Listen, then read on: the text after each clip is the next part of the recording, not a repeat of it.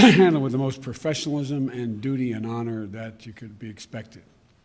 The President, as Commander-in-Chief, I always respect and revere their service and that of their families. But now to today's announcement.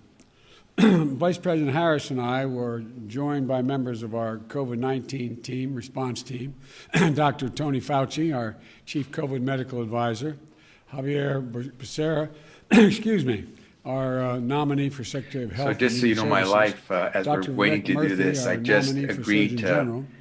Dr. Rochelle plea sentence Walensky, for, she's going to be the Director for the Centers for Disease Control and Prevention, and Dr. Marcelo Nunez Smith,